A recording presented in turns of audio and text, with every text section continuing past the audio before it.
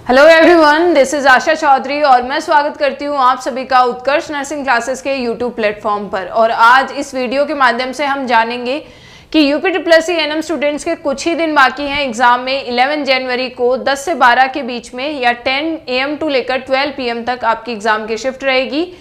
तो उस एग्जाम को अटेम्प्ट देने के लिए क्या क्या टिप्स आपके लिए हेल्पफुल रहने वाली हैं, किस तरह से आपको पेपर अटेम्प्ट करना चाहिए और किन बातों का आपको खास ध्यान रखना जरूरी है ताकि आपका स्कोर अल्टीमेटली बेटर हो सके, आप सिलेक्शन को सुनिश्चित कर सके। पहली इंपॉर्टेंट चीज आप सभी के लिए, फर्स्ट थिंग ये कि आप एग्जाम तो तब दे पाएंगे जब आप समय से पहुंच पाएंगे। तो फर्स्ट थिंग, अगर आपका शिफ्ट आपने देखा होगा एग्जाम सेंटर अप्रोक्सीमेटली 3 सिटीज में आया है। 3 मुख्य सिटी कौन सी हैं आपकी? झांसी, बरेली और लखनऊ। इन 3 सिटीज में आपके सेंटर हैं। और जो भी आपने ऑलरेडी सिटीज तो देख ली होगी, सारे के सारे प्लान्स भी आपने बना लिए होंगे कि कब आपको जाना है। एक चीज याद रखना, अगर आपका पेपर 10 AM टू 12 PM की शिफ्ट में है तो आपको सुनिश्चित ये करना है कि अगर आपसे घर से या जहां भी आप रुकेंगे वहां से 1 घंटे का समय है तो उससे डबल टाइमिंग आप मार्जिन के तौर पे लेकर चले। यानी आपको समय पर पहुंचना जरूरी है। फर्स्ट गोल्डन रूल, समय पर पहुंचे। एक चीज याद रखना, समय या मार्जिन लेके चलिएगा, भीड़ रहेगी, पहुंचने में प्रॉब्लम होगी। दूसरी बात, अगर कुछ भूल भी जाते हैं तो इतना मार्जिन रखेंगे तो आप वो चीजें वापस आकर भी कलेक्ट कर सकते हैं।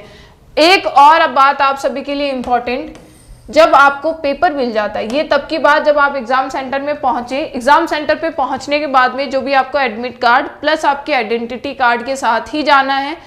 उसके बाद में ध्यान रखिएगा कुछ एक्स्ट्रा जैसे क्लिप्स वगैरह ये सब ना लगाएं, जो कि नॉर्मली आपके सिक्योरिटी प्रोसेस रहता है। वो सारी की सारी चीजें आप यूज नहीं करें, क्लिप्स एक्सेट्रा। थर्ड चीज आपके पास आ जाती है कि जब आपको ऑलमोस्ट ये सब चीजों का ध्यान रखने के बाद में जब आप पेपर या एग्जाम हॉल में बैठ चुके हैं तब आपको क्या करना है। फर्स्ट थिंग, सारी की चीज, सारी डिटेल्स काम होके आराम से ध्यान से बढ़नी है। पहली चीज, डिटेल्स अच्छे से फिल करें, डिटेल्स अच्छे से पेशेंटली फिल करें क्योंकि आपके पास अलग से टाइम रहता है, अच्छे से फिल करनी है। और उसी के बाद में आपके सेकंड और मोस्ट इंपॉर्टेंट चीज, जब पेपर मिल जाता है ऐसा नहीं कि आप फर्स्ट क्वेश्चन देखिए और पेपर को अटेम्प्ट करना शुरू कर दें। इसका कारण क्या है, आप पेपर को देखिए। ऐसा हो सकता है कि कभी कभार आपके शुरू के 10 क्वेश्चन, शुरू के 5 क्वेश्चन हार्ड आ जाए। अब उस केस में आपका कॉन्फिडेंस डगमगा जाएगा, आप सोचेंगे कि हमारा तो सिलेक्शन नहीं होगा, गलत गलत थॉट्स आएंगे। तो कोशिश ये कीजिएगा कि आप पूरे पेपर को देखकर या यूं कहीं सरसरी नजर से एक बार पूरे पेपर को देखा, थोड़ा सा आइडिया आपको लगा कि अच्छा इतने क्वेश्चन मुझे आज के पेपर से आते हैं, इतने नहीं आते, तो आपका कॉन्फिडेंस भी बूस्ट होगा। जो आपकी या यूं कहें जो आप नर्वस फील कर रहे होंगे वो भी आप रिलैक्स हो जाएंगे। तो एक बार ओवरऑल पेपर की रीडिंग कर लें, पेपर को देख लें, ओवरऑल पेपर को देख लिया जाए। क्लियर, 5 मिनट का समय लगता है, बेहतर होगा, आप थोड़ा सा रिलैक्स फील करेंगे। तीसरी सबसे जरूरी बात है, चूंकि आपके नेगेटिव मार्किंग है एग्जाम में, याद रखिएगा हर एक या यूं कहें हर 4 गलत क्वेश्चंस पे आपका एक क्वेश्चन से मिलने वाला सही नंबर या जितने भी नंबर आपको एक क्वेश्चन से मिलेंगे वो कैंसिल हो जाएंगे। याद रखना 1/4 नेगेटिव मार्किंग भी है, तो नेगेटिव मार्किंग को अवॉइड करना है। कैसे अवॉइड करेंगे, याद रखिएगा। पहली बात, आप पेपर को जब अटेम्प्ट कर रहे हैं तो क्वेश्चन पढ़ लिया। एक वो क्वेश्चन है जो आपको पूरी तरह से आता है, आप श्योर हैं, उसको टिक किया। एक वो क्वेश्चन है जिसमें आपको लग रहा है कि आपने ये चीजें पढ़ी हैं, हाल फिलहाल के लिए आपको याद नहीं आ पा रहा है या फिर कंफ्यूजन हो रहा है ऑप्शंस में, तो वहां पर आप ऐसा ऑप्ट करेंगे कि एक बार ये देख लेंगे, अच्छा 4 ऑप्शन है, ए इसलिए गलत हो सकता है, बी इसलिए गलत है, सी इसलिए गलत है, अल्टीमेटली मेरा आंसर डी है। तो उस तरह से ध्यान में रखे हुए पूरे के पूरे ऑप्शंस पढ़ के फिर ही आंसर करें। चौथी चीज, चाहे आपको लगे कि ए ही आंसर है, ए ऑप्शन यानी पहला ही ऑप्शन सही है, बट स्टिल आपको चारों ऑप्शन डिटेल में अच्छे से पढ़ने हैं। हो सकता है आगे आने वाले जो ऑप्शन हैं वो पहले ऑप्शन से बेटर हो, तो सारे यानी कि सारे ऑप्शंस पढ़ने हैं। इसी के अलावा ऑप्शंस आप सारे पढ़ लोगे लेकिन आपने क्वेश्चन ही ठीक से नहीं पढ़ा। अगर क्वेश्चन में आपके ऐसे शब्द हैं एक्सेप्ट, एक्सेप्ट, नॉट, नहीं, सिवाय,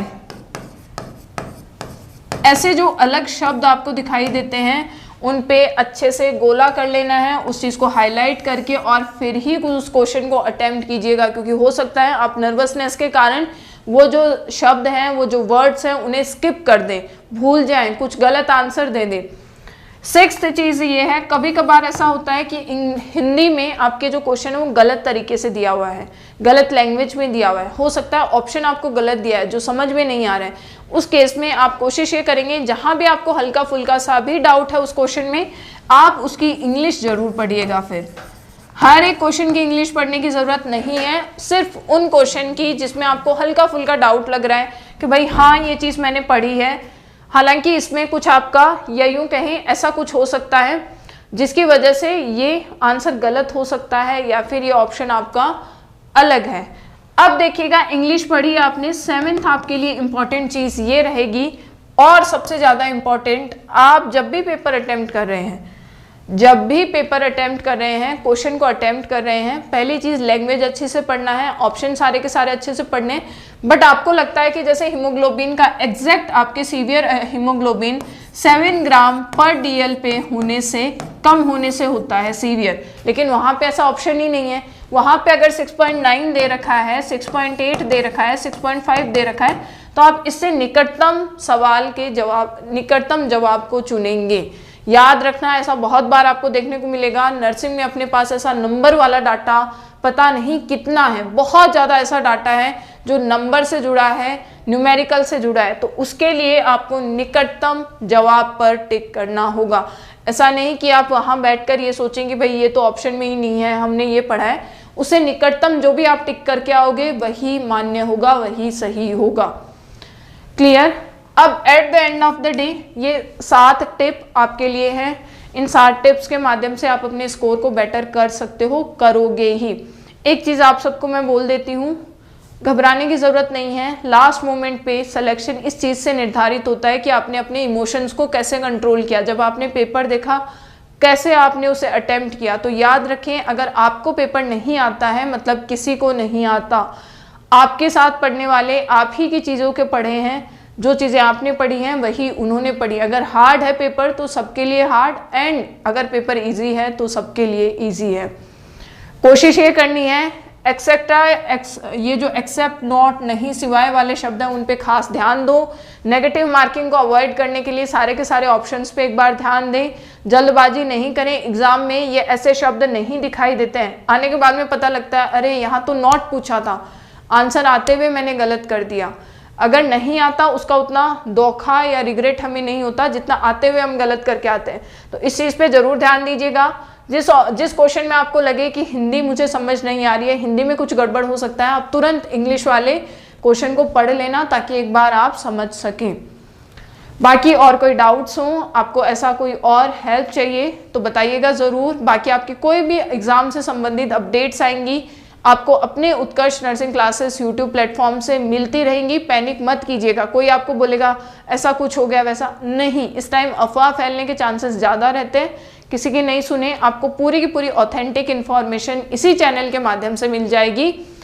तो अपना बेस्ट दीजिएगा। ऑल द बेस्ट आप सभी को। हम फिर मिलेंगे ऐसे ही इन्फॉर्मेशन लाइव क्लासेस के साथ। ऑल द बेस्ट आप सभी को। Thank you so much. Thank you.